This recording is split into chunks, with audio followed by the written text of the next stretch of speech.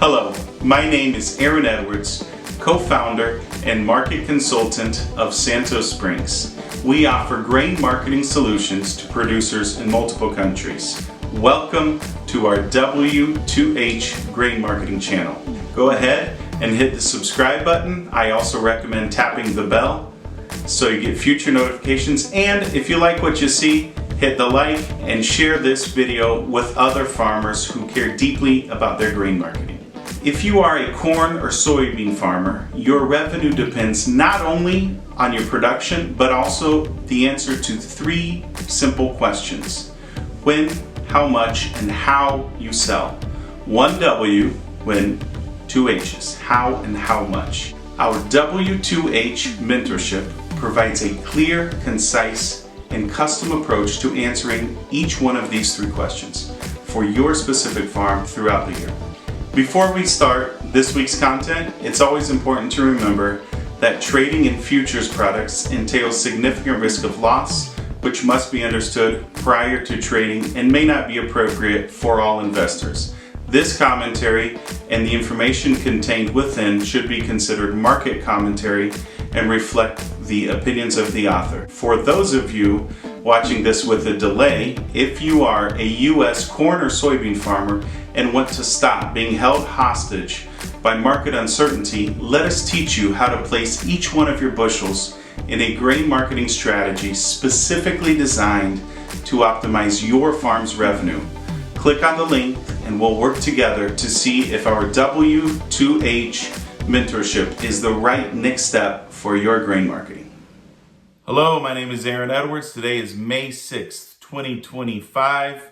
The corn market took a punch in the gut. We're going to go over that in just a minute, and we're going to say, hey, can corn markets rebound or not? But before we do that, we want to jump into the recommendations. And let me share the screen there. Let's get that recording, and let's look at the recommendations for this week. And this was a tough one. But let me check that box. No action recommended for this week. I'll tell you why it was tough. Because, hey, if corn's going to rebound, maybe we should, be a little more optimistic on the long side and even say, hey, we have more upside, so let's take advantage of that. But if the rally's over, if we've got our best shot already at spring prices in April and we're done, then get out of the way. We're going to have a sell-off on corn. This could be a big ride down. So it's hard to say, no action recommended, especially if you watched last week's video. I was hoping for a bounce. I was hoping we came down. I was hoping for that bounce. We didn't get that bounce and went the other way. Let's take a look at those markets. But before I do that, I actually want to cover planting. Planting is off to a great start. I'm happy for what's going on in the field, but as many times is the case, if news is good in the field, it's less good in the markets. All right, we've got what we're looking at here on the screen is corn planting. Let me grab the markers and a highlighter. Let's see, highlighter, and we'll highlight that in yellow. I'll drag this here to the bottom of the screen. There we go. So big picture, let's start with the totals. May 4th, as of May 4th, corn planting in the U.S. was 40%. That is 5 percentage points faster than, you can do that a little better, 5 percentage points faster than last year, 1% faster than the historic average. And I'm not going to go state by state, but obviously some states are a little ahead and some are a little behind the historic pace. No matter how you slice it, corn planting is off to a good, solid start. At least an average year in most states, and in many states better than average from a timing standpoint. Now let's look at the soybean planting, and we'll get a marker here. Let's do this marker in green. Looking at the totals, 30% planted as of May 4th. That's 7 percentage points faster than the historic average, 6 percentage points faster than last year.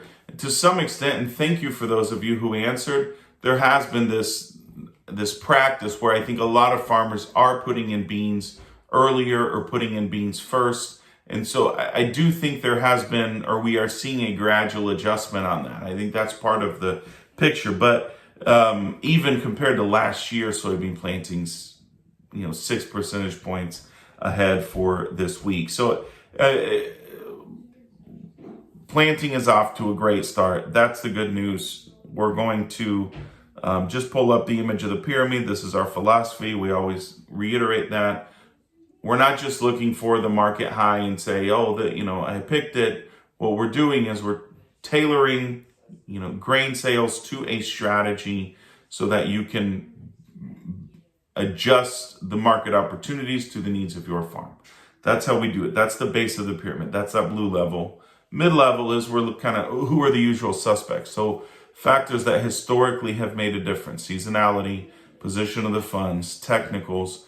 We look at those for guidance on when and how much to sell based on your portfolio. So, you have a portfolio, we've built that's tailored to your farm. Then we look at kind of the usual suspects of the farm, of the market, to say, okay, at these opportunities, let's take advantage of this. And finally, there's that call to action, getting the work done that needs to get done. We're going to start looking at the soybean market, and then we will shift gears to the corn market. And on soybeans, we're going to start with the position of the funds. I'm grabbing this. I actually want a marker for this, and blue works just fine. Okay, so we got that blue there. And let me circle these last 3 weeks, or the last 3 data points, or I guess more of a box. All right. So the report, just for clarity, every Friday we get an updated COT numbers, the position of the funds, and that's based on the data from the previous Tuesday. So what we're looking at right now is the position of the funds or managed money through a week ago, through last Tuesday. On this upcoming Friday, and what we'll look at next week, that will have the updated position through today, which is Tuesday, happens to be Tuesday. So the position of the funds, we're kind of, quote unquote, we're flying blind for today's session, Monday session, and then last Friday, last Thursday, last Wednesday, but we know where they were at a week ago. And the speculators, it's not a big bot position, but they've stayed long, and they actually have gradually increased that long position. Not enough that we don't have a long enough position to justify, hey, let's go sell, because they've kind of inflated the soybean market, but they are long, and they're a little long, and they're actually increasing that long position, or have over the last basically 4 weeks. How does that look like in markets? We'll start with the July contract. And in the July contract, if you've been following along, I'll draw here with the blue. I'll draw what I expect, or maybe hope for is the right word, a better word. If we can get this 20-day moving average to go over that 200-day moving average, that would be a golden cross. That's what happened back in February to the corn market when we got that nice early rally. When we saw the $5 corn, that's what happened. So far, that has not happened. We failed. I'll get this in blue here. We failed back here. That's when I was first hoping for it. And so there's kind of 2 ways to tell this story. Either this market is bottoming out and we're going to get better opportunities, or maybe even has bottomed out. If we look back here to the lows from December, we haven't gone back and tested those. Or is this just, we really can't get a rally, and this bean market has not adjusted all the way down.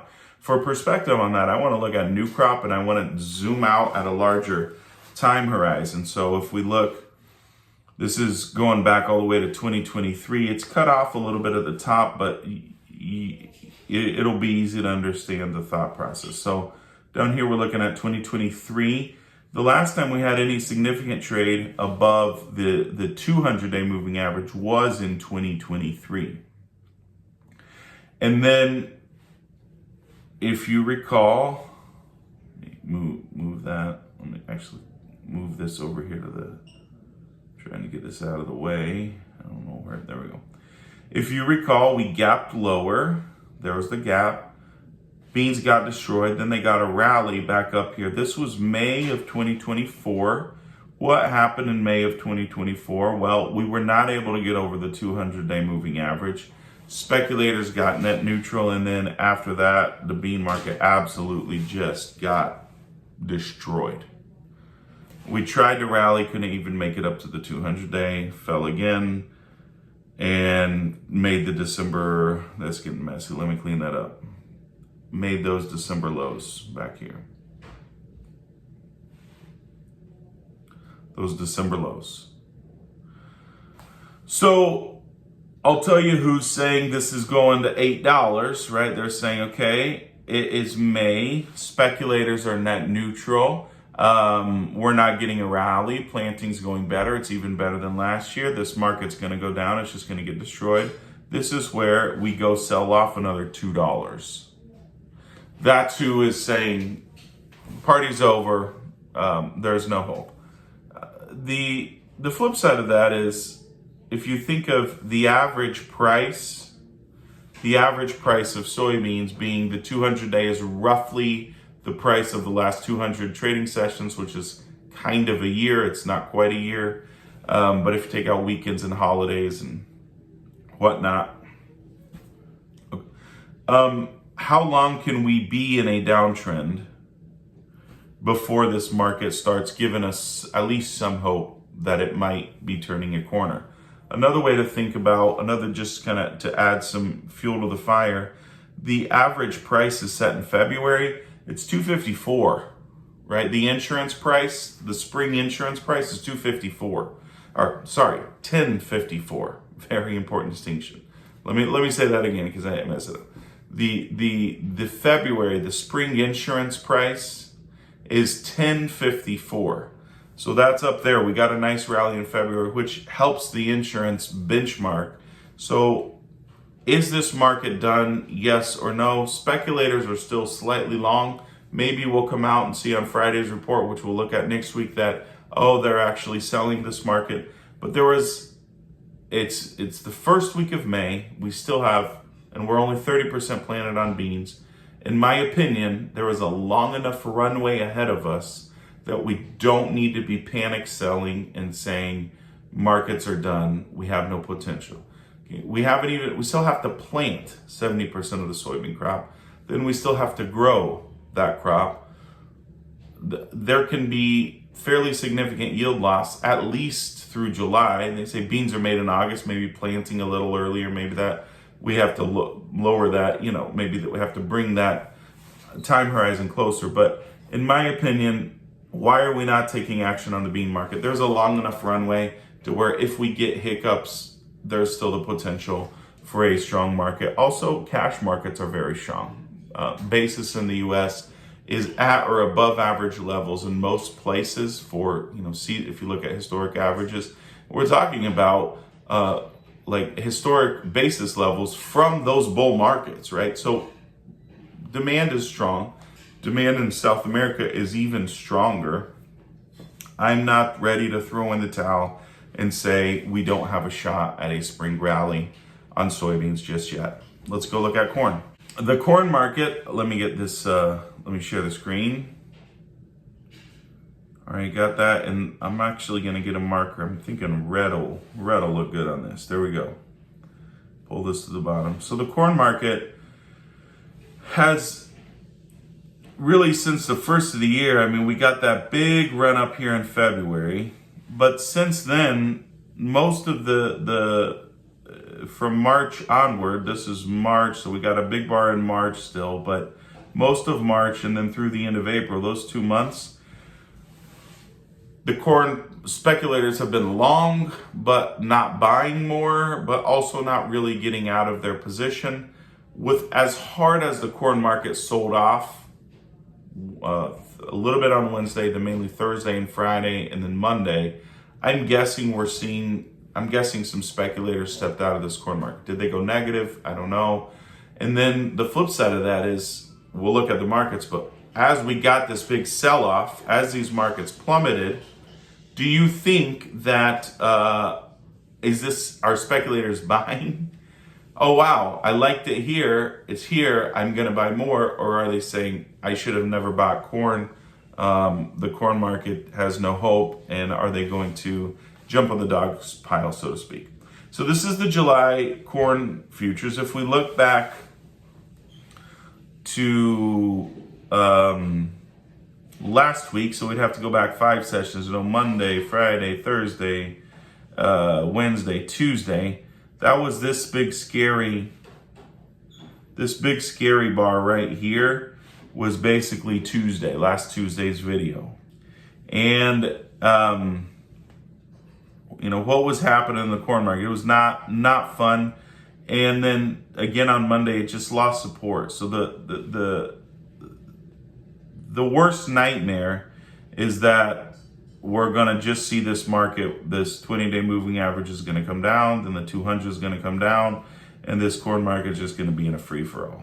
Like it's going to go down to whatever low it is, and speculators can sell. I mean, they can sell it. They could sell it down as hard as they want. I would be a lot more concerned about this selling pressure if it were 6 weeks from now. If it were, if we're looking at the last half of June and we lost this support, I would be a lot more concerned. And you'll see if you watch these videos weekly, you'll see me go from bullish to bearish between the beginning of May and the end of June. I usually go from pretty bullish to pretty bearish, and there's a good reason for that. It's because through the end of June, we usually have better chances that dips in markets they rebound. At least if we get a dip in the market, it typically rebounds. Another way to think about that is many times in the spring, we at least get a shot at the market high. If it's not if it doesn't take out the high, it's close to it. So for me, if you've been watching it, even last week's video, I was saying I'm not overly concerned. I think we're going to rebound. I'll get that in blue.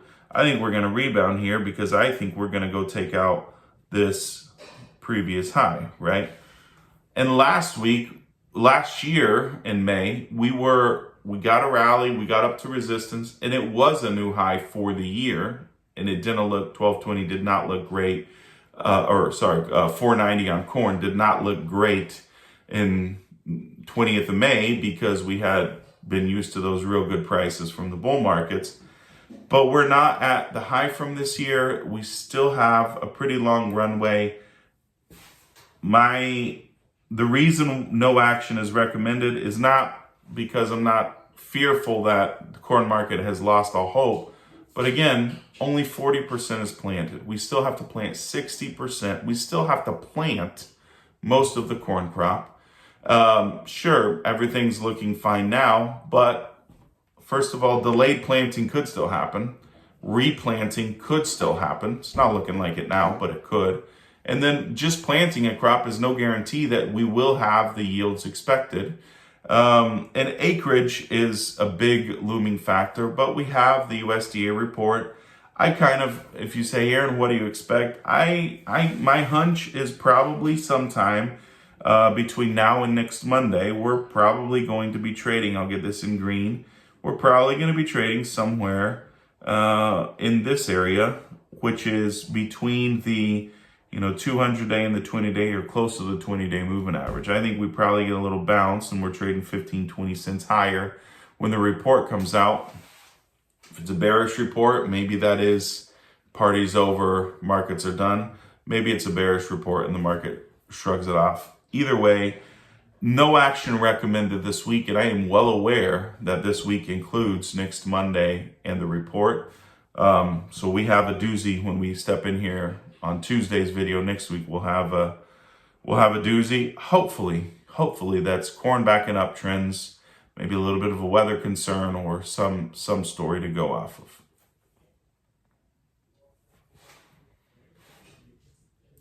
December corn is kind of similar, except it fell. The spreads got a little wonky, right? So the corn December corn, because of planting, it fell faster.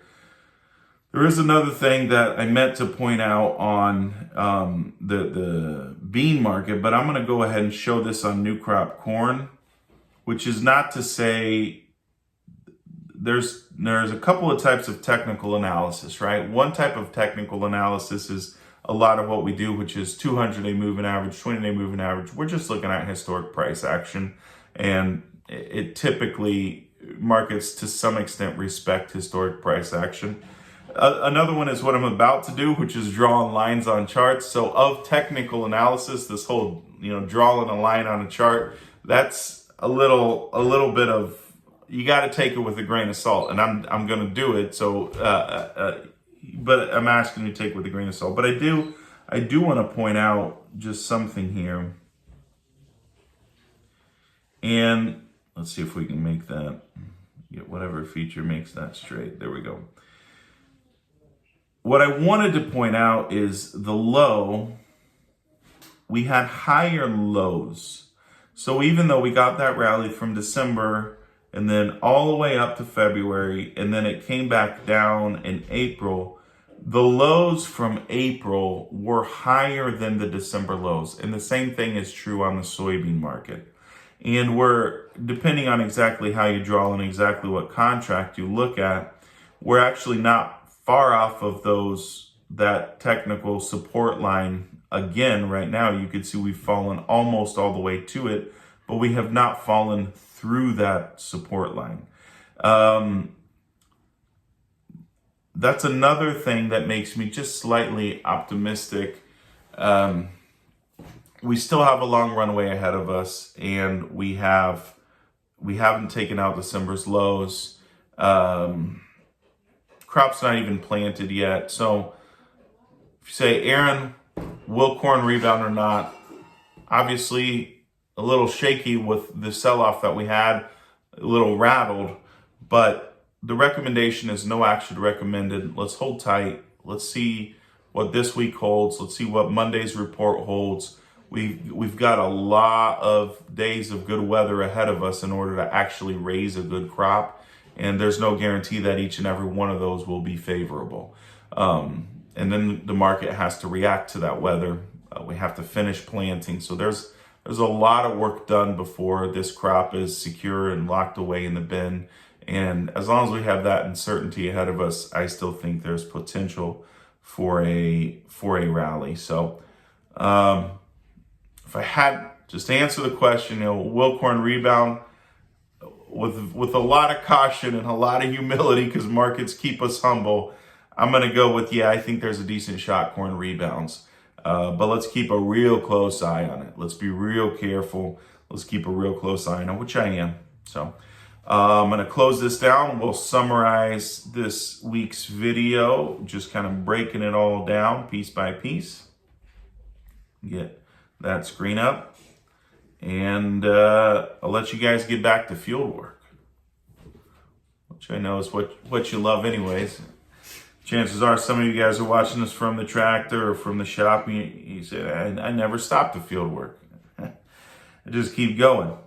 Seasonally, it is a sell for corn. We're in the springtime. It's a sell. It's May. Seasonally, it's a sell for beans. Again, May, springtime. The managed money is long on corn, but not enough to justify selling. Long on beans, but not enough to justify selling.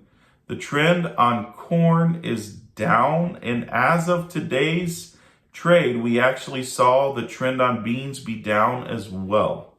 So that's probably the scariest thing for me, is that we've really seen, we've activated that downtrend, and it's not like speculators have sold a bunch, right? They're actually a little long. So we're in downtrends with speculators a little long. If they push the sell button, this can get real ugly. That's the fear. 2 steps back, big picture. Do we have a long enough runway to where there's a chance that weather markets still give us a break? My hunch is, first week of May, we probably do. All right, let's talk a little bit about basis. Corn and soybean basis levels continue to strengthen gradually.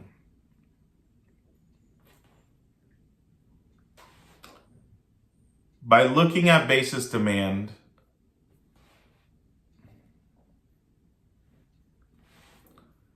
levels,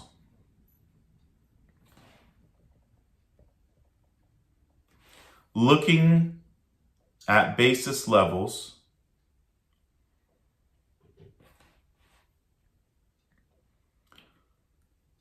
it appears to me demand for corn and soybeans is solid,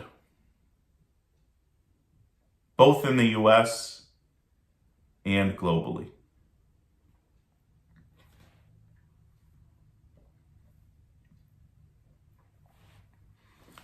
The corn market lost the support of both the 20-day and 200-day moving averages. This is alarming, especially since managed money is long and could add significant selling pressure to the downside.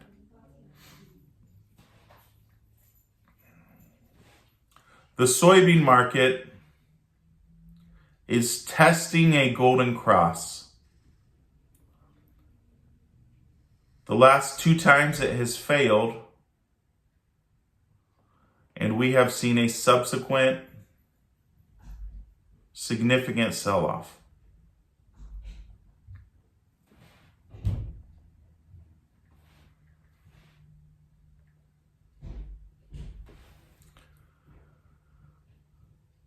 The flip side is, if we can get a golden cross,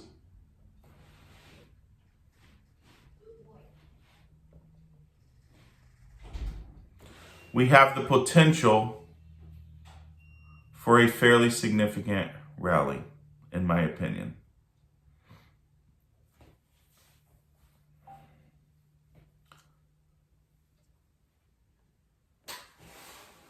To sum it up, market action, good planting, market action is worrisome.